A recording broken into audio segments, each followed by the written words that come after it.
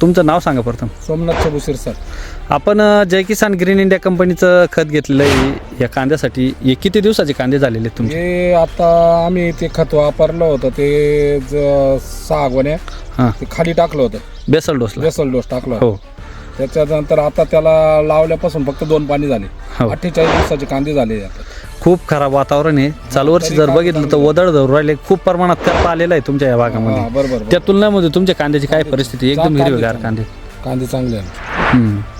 कांद्याचा पंजा वगैरे झालेला आहे, बघू शकताय. कांद्याचा पंजा पण चांगला आहे. रेग्युलरमध्ये पंजा जर बघितला तर एकदम भरपूर प्रमाणात कांद्याला क्वालिटी वगैरे एकदम ग्रीनरी चांगली आहे.